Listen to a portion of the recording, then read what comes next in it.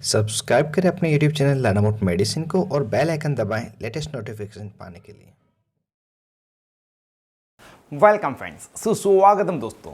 आज के इस वीडियो में हम बच्चों में दस्त रोकने के लिए दी जाने वाली एक दवा के बारे में जानेंगे जिसका कॉम्पोजिशन है ऑफ्लॉक्सासिन, ओर्निडाजोल तथा रेसिकाडोट्रिल।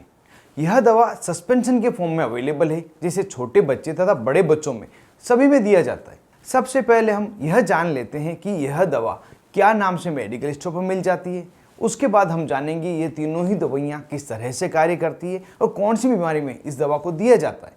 तो जिस नाम से यह दवा मेडिकल स्टोर पर मिल जाती है उसे हम दवा का ब्रांड नेम कहते हैं।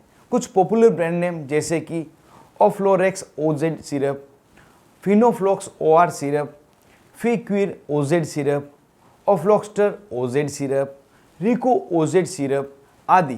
लेकिन यह ज़रूरी नहीं इन्हीं नामों से आपको यह दवा आपके एरिया में मेडिकल स्टोर पर मिले, क्योंकि यह सभी नाम मैंने ऑनलाइन सर्च करके आपको बताए हैं। हो सकता है किसी अन्य नाम से भी आपको अपने एरिया में मिल जाए। अगर इसका कॉम्पोजिशन सेम ही हो तो उस दवा को आप खरीद सकते हैं। अब यहाँ जान लेते हैं कि यह सभी दवाइयाँ क्या क्या स्ट्रेंथ में सस्पेंशन में मिलाई जाती है। तो इसमें ऑफ्लॉक्सासिन 50 मिलीग्राम की स्ट्रेंथ में, ओर्निडाजोल 125 मिलीग्राम की स्ट्रेंथ में तथा रेसिकाडोट्रिल 15 मिलीग्राम की स्ट्रेंथ में प्रति 5 ml में मिलाई जाती है। मतलब जब 5 ml दवा बच्चे को पिलाई जाएगी तो यह मात्रा इन मेडिसिन की बच्चे के शरीर में पहुंचेगी और इसी स्ट्रेंथ को देकर बच्चों में जो दवा की डोज है डॉक्टर द्वारा कैलकुलेट की जाती है, जिसे हम डोज के सेक्शन में जानेंगे, जिसे आप देखना बिल्कुल नहीं भूलें।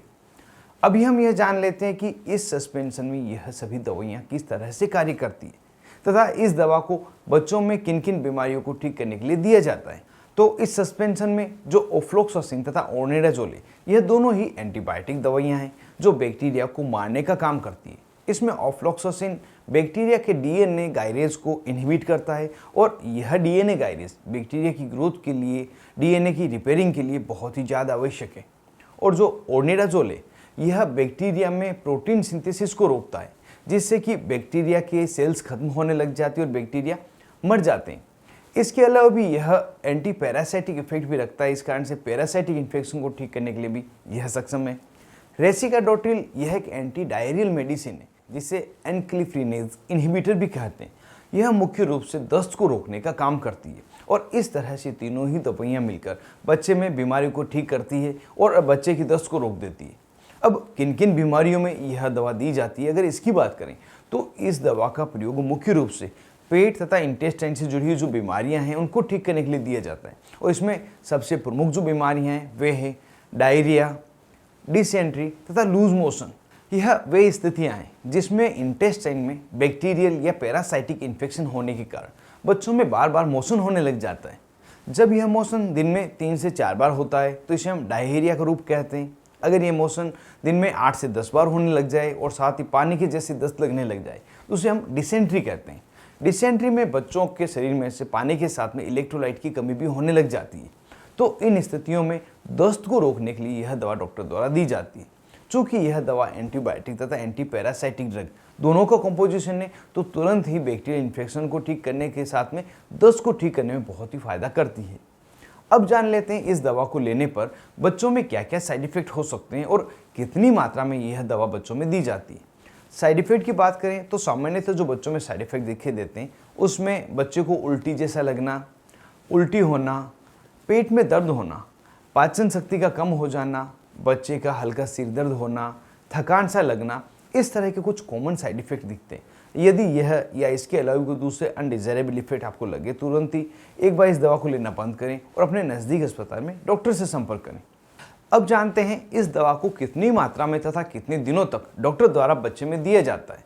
वैसे तो दवा की मात्रा बीमारी की गंभीरता पर ही निर्भर करती है, लेकिन यहाँ पर जो सामान्य दी जाने वाली डोज है उसको हम जान लेते हैं। बच्चों में जो वजन के अनुसार डोज दी जाती है वह होती है ऑफ्लॉक्सासिन 10 से 15 मिलीग्राम प्रति किलोग्राम पर डे, ओर्निडाजोल 25 से 40 ग्राम प्रति किलोग्राम प्रति डे, रेसिकाडोट्रिल 4 से 5 मिलीग्राम प्रति केजी प्रतिदिन दिया जाता है और यह डोज पूरे दिन में 2 से 3 बार डिवाइडेड डोज में दिया जाता है। यहाँ पे हम उदाहरण से समझ लेते हैं। यदि कोई बच्चा है जिसका वजन 10 किलोग्राम है तो उसको ऑफ्लॉक्सासिन 100 मिलीग्राम दिया जाएगा, ओर्निडाजोल 120 मिलीग्राम तथा रेसिकाडोट्रिल 15 मिलीग्राम दिया जाएगा।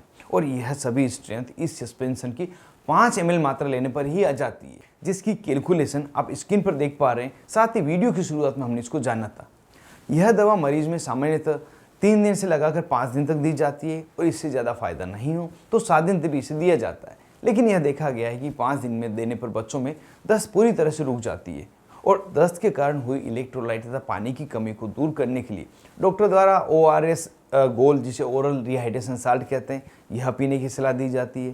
ज़्यादा से ज़्यादा लिक्विड लेने की सलाह भी दी जाती है। और इसी के साथ हमने बच्चों की दस्त को ठीक करने के लिए प्रयोग लाई जाने वाली एक सस्पेंशन के बारे में पूरी जानकारी जान ली है। उम्मीद करता हूँ पूरी जानकारी आपको मिली होगी और वीडियो आपको पसंद आया होगा। इस वीडियो को यही खत्म करता हूँ। मिलते हैं किसी नए वीडियो में नई दवा नए टॉपिक के साथ में। तब तक के लिए स्वस्थ रहें और मस्त रहें।